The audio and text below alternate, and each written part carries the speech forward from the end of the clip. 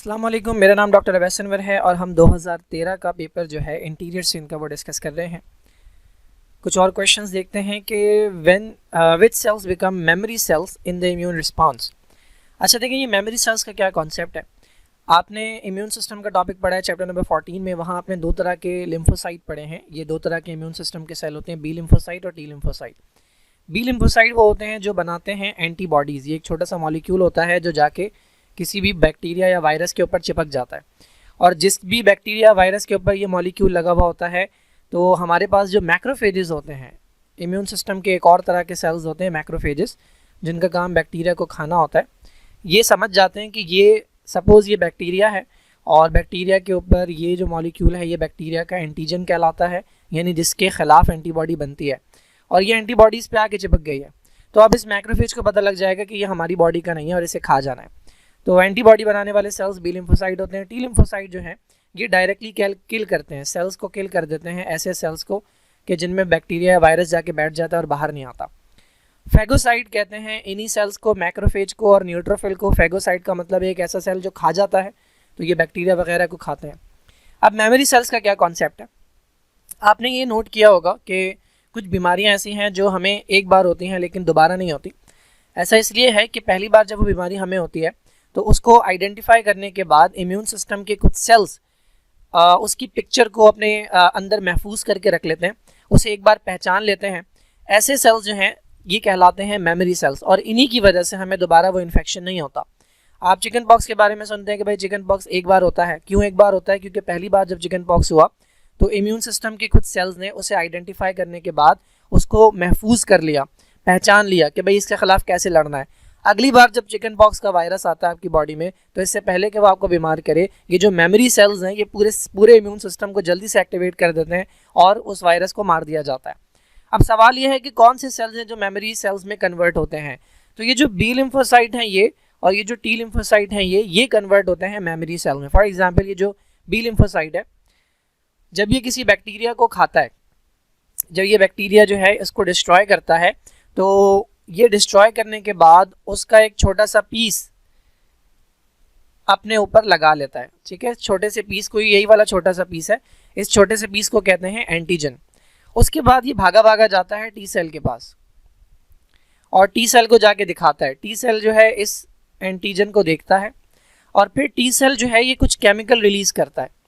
ये chemical release करते ही B cell जो है ना ये डिवाइड हो जाता है दो तरह के सेल में। एक सेल को हम कहते हैं प्लाज्मा सेल और एक सेल कहलाता है मेमोरी सेल। ये जो प्लाज्मा सेल है ये प्रोड्यूस करना शुरू कर देता है एंटीबॉडीज, जबकि ये जो मेमोरी सेल है ये एंटीबॉडी प्रोड्यूस नहीं करता। बस अब ये इसका कोई और काम अभी नहीं है, ये इसे पहचान के बैठ गया है। अगली बार अगर यही वाला बैक्टीरिया, अगर यही वाला वायरस दोबारा आता है तो ये वाला सेल एक्टिवेट हो जाएगा और पूरे इम्यून सिस्टम को जगा देगा। तो बी सेल से भी बनते हैं मेमोरी सेल और टी सेल से भी बनते हैं। फैगोसाइट से कोई मेमोरी सेल नहीं बनता। तो हमारा करेक्ट आंसर जो है वो सी है। अच्छा भाई, after starch is ingested in which order do these processes occur. कौन से प्रोसेस दिए भाई यहाँ पे? एब्जॉर्प्शन है, एसिमिलेशन है, डाइजेशन है, इजेशन है। ठीक है, देखिए भाई, चाहे स्टार्च हो या चाहे कोई और फूड पार्टिकल हो, सबसे पहला जो स्टेप होता है वो होता है इंजेशन। इंजेशन का मतलब ये होता है कि बॉडी के अंदर लाना। आप जो खाना खाते हैं वो वाला स्टेप कहलाता है इंजेशन। तो इंजेशन तो इन्होंने बता दिया कि पहले तो ये हो चुका। अब जब कोई फूड पार्टिकल इंजेस्ट किया जाता है तो वो आपके डाइजेस्टिव सिस्टम में जाता है, वहाँ बड़े पार्टिकल्स को छोटे पार्टिकल में तोड़ा जाता है। इस स्टेप को हम कहते हैं डाइजेशन। ठीक है, तो इंजेशन के बाद होना है डाइजेशन। तो इन चारों में से, पाँचों में से सिर्फ एक है जिसके अंदर डाइजेशन दिया हुआ है पहले, तो बाकी जो है वो इनकरेक्ट है। डाइजेस्ट जब हो जाता है तो वो पहले पार्टिकल इस तरह का दिखता था, अब पार्टिकल इस तरह का दिखता है। इसको किया जाता है एब्जॉर्ब, यानी ब्लड के अंदर शामिल किया जाता है। ये स्टेप कहलाता है एब्जॉर्प्शन। तो डाइजेशन के बाद एब्जॉर्प्शन है। ये एब्जॉर्ब होने के बाद ब्लड के ज़रिए, ये ब्लड में शामिल हो गया। ठीक है, ब्लड के ज़रिए जाता है ये सेल के अंदर, ये सेल में आ गया। अब सेल में या तो इससे एनर्जी प्रोड्यूस की जाएगी या इससे किया जाएगा कोई ना कोई मटेरियल बनाया जाएगा। फॉर एग्जांपल, अगर ये ग्लूकोज था तो इससे एटीपी बनाए जाएंगे, अगर ये अमाइनो एसिड था तो इससे प्रोटीन बनेगी। तो ये वाला स्टेप कि जिसके अंदर या तो एनर्जी प्रोड्यूस की जाए या फिर कोई बॉडी का पार्ट जो है वो बिल्ड किया जाए, ये कहलाता है एसिमिलेशन। तो ये करेक्ट सीक्वेंस है। इसके बाद अगर कोई पार्टिकल बच जाता है डाइजेस्टिव सिस्टम के अंदर जिसकी हमें ज़रूरत नहीं होती, तो वो बॉडी से बाहर निकाल दिया जाता है, इसे हम कहते हैं इजेशन। ये पूरा स्टेप जो है, ये पूरा प्रोसेस 5 स्टेप पर मुश्तमिल, ये कहलाता है होलोजोइक न्यूट्रिशन। ये 4 डायग्राम्स हैं भाई, आपसे पूछा है which animal is not an arthropod. Arthropoda कौन होते हैं? पहली बात के जिनके जॉइंटेड लिम्स हों, ठीक है, आर्थ्रोपोडा के पास जॉइंटेड लिम्स होते हैं। और भी फीचर्स होते हैं आर्थ्रोपोडा के, बॉडी इनकी डिवाइडेड होती है, हेड में, थॉरेक्स में और एब्डोमेन के अंदर इनकी जो आंखें होती हैं वो कंपाउंड आइज होती हैं, इनके पास एंटेना मौजूद होते हैं, इनकी बॉडी के ऊपर एक स्केलेटन मौजूद होता है जो एक्सोस्केलेटन कहलाता है। फिर इसके अंदर डिफरेंट क्लासेस होती हैं, किसी के पास 6 टांगे होती हैं वो इंसेक्ट कहलाते हैं, किसी के पास 8 टांगे होती हैं वो एरेक्निडा कहलाते हैं जिससे मकड़ी आती है, किसी के पास 10 टांगे होती हैं वो आपके क्रस्टेशियंस कहलाते हैं, किसी के पास बहुत ज़्यादा टांगे होती हैं वो कहलाते हैं माइरियापोडा। तो अगर सिर्फ टांगों की बेस पे बात करें, देखें इसमें आर्थ्रोपोडा का जो एक्चुअल मतलब होता है वो जॉइंटेड लिम्स है, इसका मतलब लिम्स तो होंगे ना चलने के लिए। अब अगर आप इन चारों डायग्राम्स पर गौर करें तो इनमें कौन है कि जिसके पास लिम्स है ही नहीं? इसके पास लिम्स मौजूद हैं, ये छोटे छोटे बहुत सारे लिम्स मौजूद हैं। ये बिलोंग करता है आर्थ्रोपोडा की क्लास से जिसका नाम है माइरियापोडा। माइरियापोडा का मतलब होता है मैनी लेग्स। ये एग्जाम्पल है सेंटीपीड, खनखजूरा जिसे कहते हैं, इसके पास भी लेग्स मौजूद हैं। इसके पास 8 टांगे हैं, 4 इस तरफ हैं 4 उस तरफ हैं। ये स्कॉर्पियन है और ये बिलोंग करता है इस एक क्लास से जिसे हम कहते हैं एरेक्निडा। एरेक्निडा कहते हैं स्पाइडर की तरह के जो होते हैं। इसके पास भी टांगे मौजूद हैं, 4 इस तरफ हैं 4 इस तरफ। ये स्पाइडर है और ये बिलोंग करती है सेम क्लास से जिसको हम एरेक्निडा कहते हैं। इसके पास मुझे कोई टांग नज़र नहीं आ रही, कोई लिम नज़र नहीं आ रहे, इसका मतलब ये आर्थ्रोपोडा से बिलोंग नहीं करता। ये बेसिकली अर्थवर्म है, ठीक है, और ये बिलोंग करता है अर्थवर्म फाइलम जो है ये एनालिडा से बिलोंग करता है। और फाइलम एनालिडा की एक क्लास है जिसे हम कहते हैं ओलिगोकीट्स। यानी इनके पास ना छोटे छोटे बारीक से स्ट्रक्चर्स होते हैं जिन्हें सीटाई कहते हैं। इस तरह के बारीक से स्ट्रक्चर्स होते हैं सीटाई। तो इसके पास थोड़े से सीटाई होते हैं, दैट इज वाई इन्हें ओलिगोकीट्स कहते हैं। Okay, which bones meet at the elbow joint. Elbow joint पे पहले भी काफ़ी क्वेश्चन आ चुके हैं। And what kind of movement do they allow. तो भाई ये हमारे पास आर्म है, ठीक है, और ये 4 आर्म है। ये जॉइंट है हमारे पास एल्बो जॉइंट, ठीक है। ये वाली जो बोन है जो कि आर्म के अंदर होती है आपके, ये एक बोन होती है, this is known as humerus, ठीक है, ह्यूमरस। और इधर जो है हमारे पास 2 हड्डियां होती हैं, एक हड्डी होती है रेडियस और ये दूसरी हड्डी जो है this is known as ulna. तो एल्बो जॉइंट के ऊपर ह्यूमरस मिल रही है और रेडियस और अल्ना मिल रही है, ये जंक्शन बन रहा है। अब अगर आप यहाँ देखें तो ये कहा गया है ह्यूमरस एंड स्कैपुला। स्कैपुला जो है ये ऊपर होती है शोल्डर में। तो अगर ये पूछते शोल्डर जॉइंट, तो शोल्डर जॉइंट के अंदर ह्यूमरस और स्कैपुला मिलती। यहाँ पर भी यही लिखा हुआ है, तो ये शोल्डर जॉइंट के अंदर होता, तो ये दोनों इनकरेक्ट हैं। यहाँ पे लिखा हुआ है अल्ना इन ह्यूमरस, बिल्कुल सही है, ये अल्ना है और ये ह्यूमरस है। यहाँ पर भी लिखा हुआ है अल्ना इन ह्यूमरस, यानी इनमें से कोई हमारा आंसर है। अच्छा, अब आगे देखना है हमें कि मूवमेंट कौन सी होती है। तो देखिए एल्बो जॉइंट के अंदर जो मूवमेंट होती है वो मल्टीपल डायरेक्शंस में नहीं होती है। अगर आप शोल्डर जॉइंट की बात करें तो शोल्डर जॉइंट में बहुत ज़्यादा मूवमेंट होती है। हाथ आगे की तरफ और पीछे की तरफ भी जाता है, हाथ साइड में भी मूव करता है। फॉर एग्जाम्पल अगर ये इंसान है, ठीक है, ये इसकी आँख है, ये दूसरी आँख है,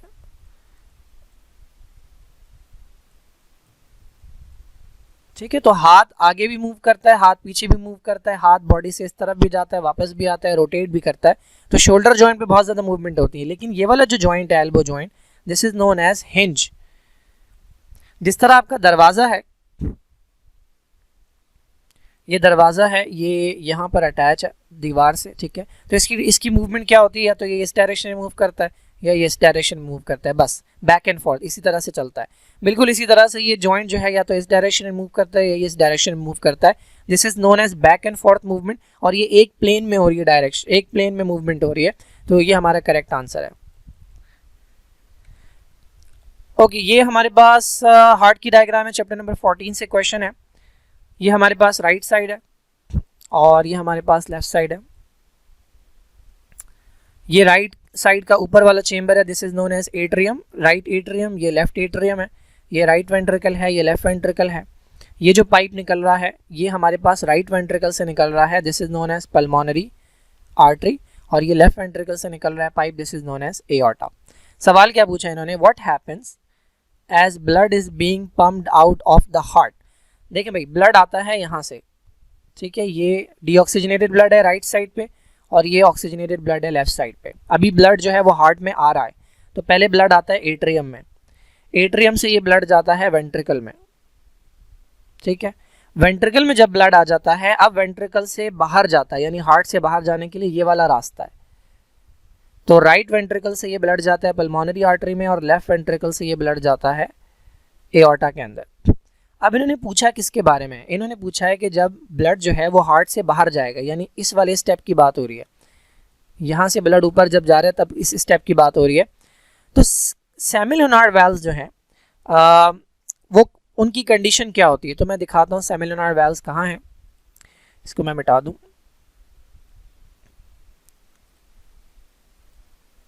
ये जो आपको वाल्व्स नजर आ रहे हैं, ये वाले और ये वाले, ये सेमी-लुनार वाल्व्स हैं, ठीक है। ये आधे चांद की तरह नजर आते हैं। अब बहुत सिंपल सी बात है, अगर ब्लड ने बाहर जाना है, ये यूं लगे हुए हैं, ठीक है, ये यूं लगे हुए हैं और ये इनकी कंडीशन होगी बंद, ठीक है, ये वाली कंडीशन खुली हुई, ये कंडीशन बंद है। अगर ब्लड ने जाना है इस डायरेक्शन में तो जाहिर है इन्हें खुला हुआ होना चाहिए। तो पहली बात, सेमी-लुनार वाल्व्स जो हैं, जब ब्लड बाहर जा रहा है हार्ट से तो सेमी-लुनार वाल्व्स ने क्या होना चाहिए, खुला होना चाहिए। तो ये वाले आंसर नहीं है हमारे। अच्छा, आगे क्या लिखा है, vessels through which blood passes to the lungs. इनमें से वो कौन सी वेसल है जिसके थ्रू ब्लड लंग्स में जाता है। तो देखें, इसको इन्होंने 1 कहा है और इसको इन्होंने 2 कहा है। पल्मोनरी आर्टरी वो है जो 1 पे है और एओर्टा वो है जो 2 पे है। कौन सी ब्लड वेसल है जो लंग्स की तरफ जाएगी, बहुत आसान है। आप देखें डीऑक्सीजनेटेड ब्लड कहाँ है, डीऑक्सीजनेटेड ब्लड राइट साइड पे है। इसका मतलब यहाँ से जो ब्लड जाएगा वो ऑक्सीजन हासिल करने जाएगा, और ऑक्सीजन कहाँ से मिलती है, लंग्स से। तो यहाँ से जो ब्लड जाएगा वो जाएगा लंग्स में, और वो किसके थ्रू जा रहा है, पल्मोनरी आर्टरी के थ्रू, जिसको इन्होंने 1 कहा है। तो ब्लड जो है वो लंग्स में जाएगा थ्रू 1। तो ये करेक्ट आंसर है हमारा ए। नेक्स्ट क्वेश्चन देख लेते हैं भाई। On which date is a woman most likely to ovulate if the first day of menstrual cycle was 1 February. अभी जो मेंस्ट्रुअल साइकिल होती है ये यूजुअली 28 डेज़ की होती है, लेकिन ये एवरेज है, हर वुमेन के अंदर 28 नहीं होती। अगर किसी में 21 डेज़ की हो रही है और किसी में 35 डेज़ की हो रही है तो भी नॉर्मल है, यानी 21 से लेकर 35 दिन तक की जो साइकिल होती है वो नॉर्मल है। किसी में 21 की है, किसी में 22 की है, किसी में 26 की है, किसी में 28, किसी में 32, किसी में 35, ये नॉर्मल है। 21 दिन से कम की नहीं होनी चाहिए और 35 दिन से ज़्यादा की नहीं होनी चाहिए, लेकिन ज़्यादातर ख़वातीन में ये 28 दिन की होती है। तो इसके 4 फेजेस होते हैं। पहला फेज़ होता है मेंस्ट्रुअल फेज़ जिसमें ब्लीडिंग होती है, उसके बाद होता है फॉलिकुलर फेज़ जिसमें ओवम जो है वो मैच्योरिटी की तरफ जाता है, उसके बाद आता है ओव्यूलेटरी फेज़ जिसके अंदर ओवम ओवरी से बाहर आता है, और उसके बाद आता है ल्यूटियल फेज़। मेंस्ट्रुअल फेज़ पहले दिन से 5वें दिन तक जाता है, फॉलिकुलर फेज़ 6ठे दिन से 12वें दिन तक जाता है, ओव्यूलेशन वाला फेज़ 13th डे से 15th डे तक जाता है, और जो ल्यूटियल फेज़ है वो 16th डे से 28th डे तक जाता है। ओव्यूलेशन फेज़ वाला वक्त जो होता है ये वो वक्त होता है कि जिसमें ओवरी में, देखिए पहले जो है ना वो ओवम इस हालत में होता है, this is known as primordial follicle. ये पूरा स्ट्रक्चर प्राइमोडियल फॉलिकल कहलाता है। फिर ये बड़ा हो जाता है, this is known as Graafian follicle. ये काम हुआ है इस फेज़ में, फॉलिकुलर फेज़ में। अब आता है ये वाला फेज़, ओव्यूलेशन फेज़। इसमें क्या होता है, ये ओवम जो है ये ओवरी से बाहर आता है, ये ओवरी से बाहर आता है। तो ये जो ओवरी से बाहर आता है इस प्रोसेस को कहते हैं ओव्यूलेशन, या फीमेल का ओव्यूलेट होना। ये कब होता है, ये इस फेज़ में होता है, और ये फेज़ कौन से दिनों में होता है, 13 से 14th डे में। तो हमारा आंसर यही होना चाहिए, या तो 13th डे होना चाहिए, या 14th डे होना चाहिए, या 15th डे होना चाहिए, क्योंकि ये साइकिल का दरमियान होता है। पहले दिन से लेकर 28वें दिन की साइकिल का जो आधा बनेगा वो 14वां दिन बनेगा। तो अगर किसी की साइकिल 1 फरवरी से स्टार्ट हुई है, यानी 1 फरवरी को से ब्लीडिंग हुई है, तो 5 दिन तक ब्लीडिंग होगी, 5 फरवरी तक। उसके बाद 6 फरवरी से 12 फरवरी तक ये वाला काम होगा, यानी जो ओवम है वो मैच्योर होने की तरफ जाएगा, और उसके बाद 13 तारीख से 15 तारीख में किसी वक्त जो है वो ओवम जो है वो बाहर आएगा, जिस स्टेप को आप ओव्यूलेशन कहते हैं। Now which part of the central nervous system control the body's water balance? अब ये वाटर का बैलेंस जो है ये कौन कंट्रोल करता है? तो यहाँ पे 3-4 नाम दिए हुए हैं। सेरिबेलम का फंक्शन क्या है? सेरिबेलम का फंक्शन होता है मस्कुलर कोऑर्डिनेशन। आपके मसल्स के दरमियान जो कोऑर्डिनेशन होता है वो सेरिबेलम कंट्रोल करता है, प्लस आपका बैलेंस। ठीक है, हमारा जो बैलेंस है या हमारा जो पोस्चर है, जिस अंदाज में हम खड़े होते हैं, या जो हमारा गेट है, गेट का मतलब जिस अंदाज में हम चलते हैं, ये सारी चीज़ें सेरिबेलम से कंट्रोल होती हैं। सेरिब्रम, सेरिब्रम कहाँ? अच्छा, पहली बात ये हमारे पास ये सेरिब्रम है ऊपर, और यहाँ पे होता है सेरिबेलम। ठीक है, और ये कुछ इस तरह से, ये मिड ब्रेन हो गया। ठीक है, ये हमारे पास पॉन्स हो गया, ये मेडुला हो गया, स्पाइनल कॉर्ड हो गई। हाइपोथैलेमस यहाँ पर बीच में होता है कहीं। तो सेरिबेलम ये है। ठीक है, मैंने बता दिया इसका काम क्या है। ये ऊपर वाला पार्ट जो है ये सेरिब्रम होता है, ये हमारी तमाम कॉन्शियस एक्टिविटीज़ को कंट्रोल करता है। आप होशो हवास में जितने काम करते हैं वो यहाँ से कंट्रोल होते हैं। आपका सवाल पूछना, आपकी थिंकिंग है, आपके थॉट्स हैं, रीजनिंग है, क्वेश्चनिंग है, ये सारी चीज़ें जो है, मेमोरी है, ये सारी चीज़ें कंट्रोल होती हैं सेरिब्रम से। ठीक है, तो ये दोनों हमारे आंसर नहीं है। उसके बाद आता है ये वाला पार्ट, ये मिड ब्रेन था, ये पॉन्स है, ये फेशियल एक्सप्रेशन को कंट्रोल करता है, ये मेडुला है।